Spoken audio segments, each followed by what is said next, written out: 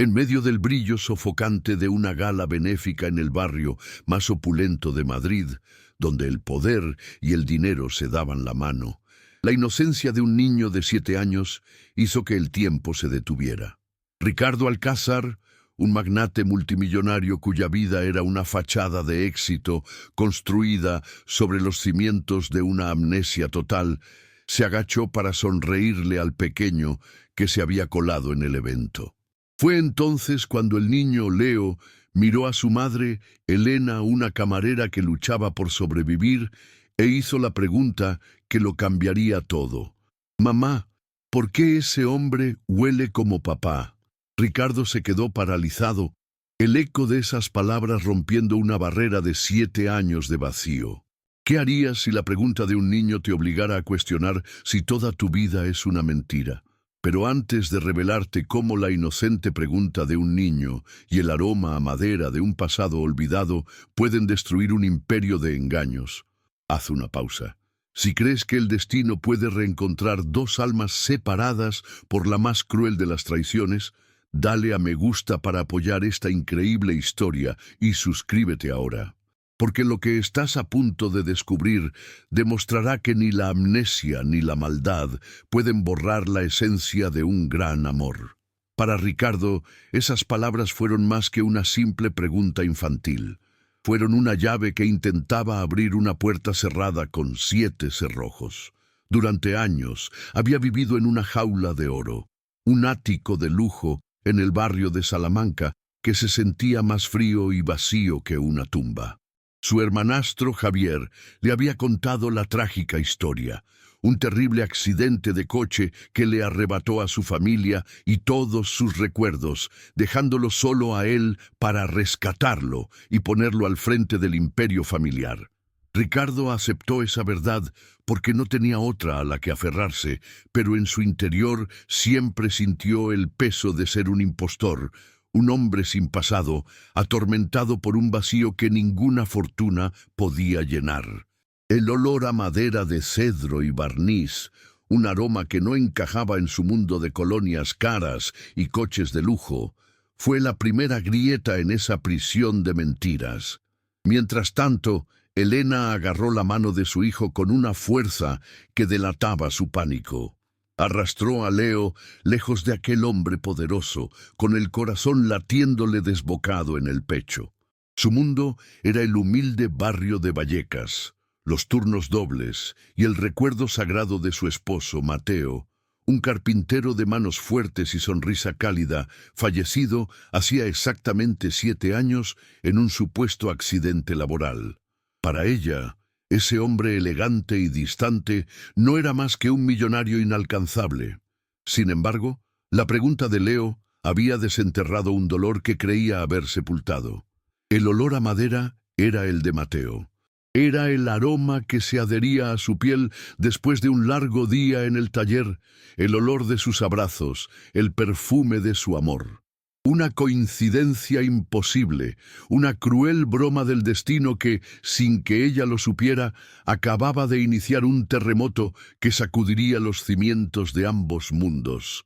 La pregunta de aquel niño se había convertido en un eco incesante en la mente de Ricardo, una obsesión que lo consumía día y noche. Ignorando las advertencias de Javier sobre el peligro de involucrarse con gente de esa clase, utilizó sus vastos recursos para localizar a Elena. No tardó más de un día. Cuando su coche de lujo se detuvo frente a un modesto edificio en Vallecas, sintió un nerviosismo que no había experimentado en 7 años. Al llamar a la puerta, fue Elena quien abrió, y su rostro se transformó en una máscara de pánico y desconfianza. Ver a aquel millonario en el umbral de su humilde hogar era como ver a un león enjaulado en un apartamento. Era antinatural, imponente y sobre todo aterrador. Ricardo, por su parte, no vio a una camarera, sino a la guardiana de un secreto que, sin saberlo, le pertenecía. «No he venido a molestarla sino a pedirle ayuda», dijo Ricardo, su voz desprovista de la arrogancia que Elena esperaba. Le explicó su amnesia, el vacío de 7 años que ninguna fortuna podía llenar, y cómo la pregunta de su hijo había abierto una grieta en esa nada. Ese olor, el olor a madera. No sé por qué, pero siento que significa algo. Su hijo lo reconoció. Elena lo escuchaba con el corazón dividido. Una parte de ella quería cerrar la puerta y proteger el recuerdo sagrado de Mateo, pero otra, una voz diminuta y temblorosa, veía en los ojos de aquel hombre una desesperación genuina. Fue entonces cuando Ricardo pronunció las palabras que lo cambiaron todo. Mi accidente fue hace 7 años, exactamente el mismo día que su marido falleció. La coincidencia era demasiado brutal para ser ignorada. El destino estaba golpeando a su puerta. Con una mezcla de miedo y una esperanza que la avergonzaba, Elena aceptó ayudarlo. Su primer paso fue llevarlo al lugar que había sido el santuario de Mateo, su antiguo taller de carpintería, cerrado y cubierto de polvo desde su muerte.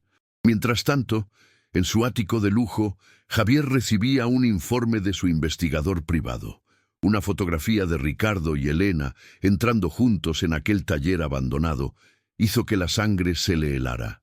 La farsa que había construido con tanto esmero comenzaba a desmoronarse.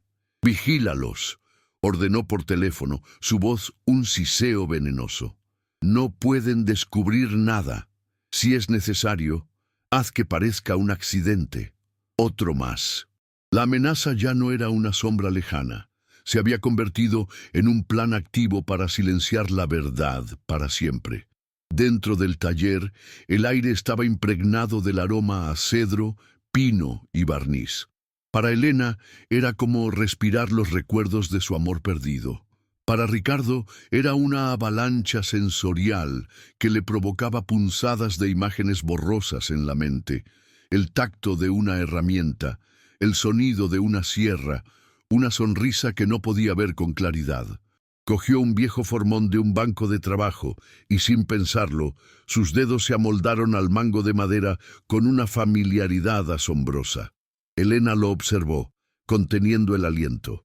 Era el gesto de Mateo, su forma de sostenerlo. Justo en ese momento, el móvil de Ricardo sonó. Era Javier. «Hermano, me he enterado de que estás con esa mujer. Ten cuidado, es una cazafortunas. Está usando tu trauma para aprovecharse de ti». Ricardo colgó, su mente ahora un campo de batalla entre la advertencia de su hermano y la abrumadora sensación de que, en aquel taller polvoriento, al lado de esa mujer y su hijo, estaba, por primera vez, en casa.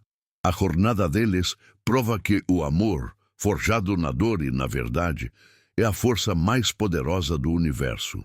Se esta história de redenção tocou sua alma, compartilhe para que mais pessoas acreditem no impossível. E inscreva-se para mais relatos, onde o bem sempre triunfa, não importa o quão sombria seja a noite. Juntos, vamos celebrar as reviravoltas que só o destino pode criar. La llamada de Javier, cargada de um veneno que Ricardo ahora empezaba a reconocer, dejó un rastro helado en el aire cálido del taller. Al salir a la calle, con el sol de la tarde bañando el humilde barrio, el mundo pareció detenerse por un instante. Un sedán negro, con los cristales tan oscuros como las intenciones de su conductor, surgió de una bocacalle, acelerando directamente hacia ellos con una precisión aterradora. El tiempo se ralentizó. Sin un segundo para pensar, un instinto primario y olvidado se apoderó de Ricardo. Con un grito ahogado, empujó a Elena contra la pared, interponiendo su propio cuerpo. El coche pasó rozándolos, el viento de su velocidad arrancándoles el aliento y dejando tras de sí solo el olor a goma quemada y el eco de una amenaza cumplida. Elena, temblando, no vio a un millonario. Vio al hombre que la protegía, un guardián cuya alma resonaba con la de Mateo. El pánico inicial dio paso a una fría y lúcida certeza. Mientras Elena se aferraba a su brazo, con los ojos llenos de lágrimas y terror, Ricardo miraba la calle por donde el coche había desaparecido. No había sido un accidente. La maniobra fue demasiado limpia, demasiado deliberada.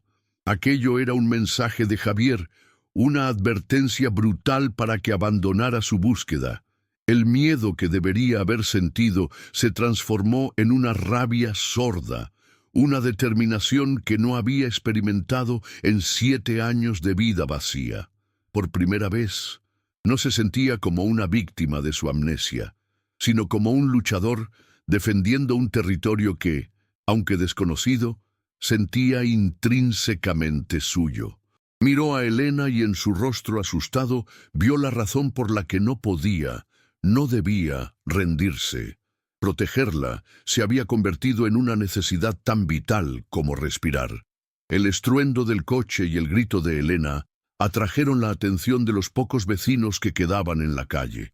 De una pequeña portería cercana salió un hombre mayor, de rostro arrugado por el tiempo y manos encallecidas por una vida de trabajo. Se llamaba Pascual y había sido el mejor amigo y colega de Mateo en la cooperativa de carpinteros. Al ver a Elena, sus ojos se iluminaron con cariño, pero al posarse sobre Ricardo, su expresión se congeló en una máscara de incredulidad y asombro. «Elena, hija», murmuró acercándose con paso vacilante. «¿Quién es este hombre? Por todos los santos, es como ver a un fantasma». Fue entonces cuando soltó la bomba que lo cambiaría todo. El día del accidente, Mateo me pidió que le guardara algo. Una caja especial. Dijo que era importante, que contenía su verdadero futuro. Nunca volvió a por ella. Aquellas palabras fueron como un relámpago en la oscuridad. La historia de Javier sobre un accidente de coche se desmoronaba por completo. No había sido un coche, sino un accidente laboral. Y ahora existía una caja, un testamento físico del pasado que Javier había intentado borrar con tanto esmero. Ricardo agarró suavemente la mano de Elena. Su contacto ahora no era una pregunta, sino una promesa. La miró con una intensidad que derribó los últimos muros de desconfianza entre ellos. «No estás loca, Elena. Y yo no soy quien él dice que soy», afirmó, su voz firme y cargada de una nueva autoridad. «Vamos a encontrar esa caja, juntos». Elena asintió. Las lágrimas ya no eran de miedo, sino de una esperanza abrumadora y dolorosa. En ese instante, dejaron de ser un millonario amnésico y una viuda rota. Se convirtieron en 2 almas unidas por un mismo propósito: reclamar una vida robada. Pascual los condujo a su pequeño y humilde piso, un santuario de recuerdos donde el tiempo parecía haberse detenido. Con manos temblorosas, sacó de un viejo baúl una llave oxidada y se la entregó a Ricardo. «Mateo me la dio la mañana del accidente», explicó, su voz quebrada por la emoción. «Dijo que si algo le pasaba, esta llave abriría la puerta a su verdadero legado. Está en el taller, detrás de la pared del fondo, donde guardaba las maderas más nobles. Construyó un compartimento secreto». Ricardo tomó la llave y sintió una corriente eléctrica recorrer su brazo, una memoria táctil que su mente no podía explicar. Miró a Elena, cuyos ojos brillaban con una mezcla de terror y una esperanza casi insoportable. «Iremos esta noche», sentenció él, su voz firme, la de un hombre que por fin había encontrado una misión. Ya no era Ricardo Alcázar, el magnate perdido. Era un hombre luchando por recuperar su alma. Mientras tanto, en la cima de su imperio de cristal y acero, Javier sentía cómo el pánico le atenazaba la garganta. Su investigador privado acababa de llamarle, su voz urgente y llena de malas noticias. «Están con Pascual, el viejo amigo de Mateo. Han salido juntos de su casa». Javier lanzó un vaso de whisky contra la pared, el cristal estallando en 1000 pedazos como su fachada de control. Pascual, el único que podría saberlo, el único que conocía los secretos del taller, sabía a dónde se dirigían. La caja, la maldita caja que contenía la prueba de su traición. Cogió el teléfono y marcó un número. «Ve al viejo taller de carpintería en Vallecas. Ahora mismo», ordenó con una frialdad letal. «Quiero que lo asegures. Nadie entra, nadie sale. Si encuentras una caja de madera, destrúyela. Quémalo todo si es necesario.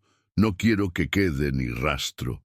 El coche de Ricardo se deslizaba por las calles de Madrid, un vehículo de lujo atravesando los barrios obreros bajo el manto de la noche. Dentro, el silencio era denso, cargado de todo lo que no se decía. Pascual iba en el asiento trasero, una presencia tranquila y firme. Elena, a su lado, miraba el perfil de Ricardo, iluminado intermitentemente por las farolas. Veía en él los gestos de Mateo, la forma en que sus manos se aferraban al volante, la tensión en su mandíbula. En un impulso, ella posó su mano sobre la de él. Ricardo no se sobresaltó. Al contrario, entrelazó sus dedos con los de ella con una naturalidad que a ambos les robó el aliento. «Tengo miedo, Mateo», susurró ella, usando su verdadero nombre por primera vez como una oración. Él apretó su mano con más fuerza. «Yo también», respondió él. «Pero es la primera vez en 7 años que no siento que estoy solo en este miedo». Finalmente llegaron. El taller de carpintería se erguía en la calle silenciosa, una silueta oscura y dormida, guardiana de un pasado robado. La atmósfera era pesada, cargada de una quietud antinatural. Cada sombra parecía ocultar una amenaza. Ricardo salió del coche, seguido de cerca por Elena y Pascual. Al acercarse a la puerta de madera desgastada, una imagen nítida asaltó su mente. Él mismo, más joven, riendo a carcajadas mientras pintaba con Elena un cartel que decía «El arte de la madera». El recuerdo fue tan vívido que tropezó, y Elena lo sujetó con firmeza. «Estamos juntos en esto», le aseguró ella, su voz dándole la fuerza que necesitaba. Él asintió, sacó la vieja llave y la introdujo en la cerradura. El sonido metálico al girar resonó en la noche silenciosa como el primer disparo de una batalla inevitable. La puerta hacia la verdad estaba a punto de abrirse. Al entrar en el taller, el aire denso y cargado de recuerdos pareció abrazarlos. Pascual, con una solemnidad casi religiosa, señaló una pared al fondo, cubierta por tablones de madera de distintos tonos. «Ahí detrás», susurró. Mateo siempre decía que guardaba sus mayores tesoros donde nadie se atrevería a buscar. Ricardo, o el hombre que era, se acercó a la pared. Sus dedos, movidos por una memoria que su cerebro no reconocía, recorrieron la superficie hasta encontrar una tabla ligeramente desajustada. Con una facilidad que sorprendió a todos, la deslizó hacia un lado, revelando un hueco oscuro y profundo. Dentro, intacta y esperando, había una caja de madera de nogal, con sus iniciales MV, delicadamente talladas en la tapa. Al tomarla en sus manos, un torrente de imágenes lo asaltó. Él mismo, tallando esas letras mientras Elena, embarazada, le sonreía desde el umbral. Con manos temblorosas, colocaron la caja sobre un viejo banco de trabajo.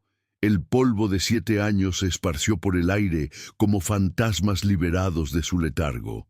Ricardo levantó la tapa y el contenido les robó el aliento. En la parte superior, una fotografía de su boda, 2 jóvenes radiantes de felicidad.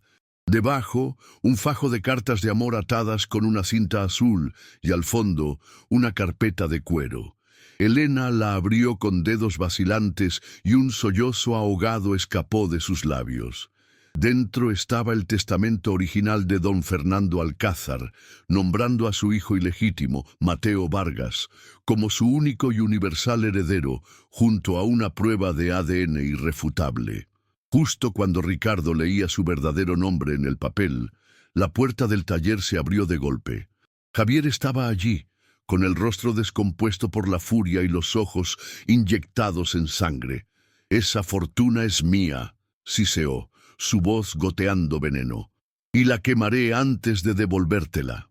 El enfrentamiento fue brutal y desesperado. Javier se abalanzó sobre ellos, no para recuperar la caja, sino para destruirla. «Yo te salvé de la nada», gritó, su confesión brotando como un torrente de bilis. Eras un simple carpintero destinado a morir en la miseria. Yo te di un nombre, una vida. Te convertí en Ricardo Alcázar. Ricardo, protegiendo a Elena con su cuerpo, sintió cómo la niebla en su mente comenzaba a disiparse con cada palabra envenenada de su supuesto hermano. En el forcejeo, Javier lo empujó con una fuerza salvaje. Ricardo perdió el equilibrio, tropezó hacia atrás y su cabeza impactó con un golpe seco y terrible contra el borde de una pesada mesa de roble. Se desplomó en el suelo inerte. Elena gritó su nombre, un sonido desgarrador que pareció romper el mismísimo tejido de la noche, convencida de que el destino se lo había arrebatado por segunda vez. Pero el destino, a veces, tiene una forma cruel de enmendar sus propios errores. Tras unos segundos de un silencio sepulcral, los ojos de Ricardo se abrieron de golpe. Ya no había confusión en ellos, solo una claridad cristalina, un dolor profundo y 7 años de amor reprimido. Se incorporó lentamente, mirando directamente a un Javier paralizado por el pánico, y entonces, con la voz firme y clara de Mateo, pronunció las palabras que sellaron su final. «Me robaste 7 años de mi vida, Javier, pero no pudiste robarme el alma». En ese preciso instante, el ulular de las sirenas llenó la calle. Elena, en un acto de lucidez, había llamado a la policía. Cuando los agentes irrumpieron, encontraron a Javier derrotado y a Mateo volviéndose hacia Elena, susurrando su nombre con todo el amor y el dolor de una vida recuperada. La pesadilla había terminado. El verdadero amanecer estaba a punto de comenzar. La caída de Javier Alcázar no fue un espectáculo mediático en los tribunales, sino un derrumbe silencioso y patético en el polvo de un taller de Vallecas. Las pruebas eran irrefutables. El testamento, el ADN y su propia confesión, arrancada por la ira, fueron su sentencia. Mientras los agentes le ponían las esposas, su rostro no mostraba arrepentimiento, sino la derrota helada de quien lo ha perdido todo. Fue una justicia poética que su imperio de mentiras se desmoronara en el mismo lugar donde intentó destruir a un hombre bueno. Mientras se lo llevaban, Mateo y Elena se fundieron en un abrazo que sanaba 7 años de ausencia, un contacto que era a la vez un reencuentro y una promesa. Leo, aferrado a la pierna de su padre, por fin sentía el calor de una familia completa, un círculo de amor que la maldad no había logrado romper. Los meses siguientes fueron un torbellino de justicia y reconstrucción. Mateo, con Elena a su lado en cada paso, reclamó formalmente su identidad y su herencia. Renunció al nombre de Ricardo Alcázar como quien se despoja de la piel de un impostor, y cada documento firmado era un acto de liberación. El ático de Salamanca, con sus vistas frías y su silencio opresivo, fue lo primero en desaparecer, vendido para financiar su primer gran proyecto, la Fundación Vargas, dedicada a apoyar a familias de trabajadores víctimas de la injusticia. No era un acto de caridad, sino un homenaje a su propia vida, un juramento de que nadie más pasaría por su calvario. Cada decisión era un paso hacia Elena y Leo, construyendo un futuro donde el dinero no era un fin, sino una herramienta para reparar el mundo. Un año después, la vida olía de nuevo a madera de cedro y a tierra mojada.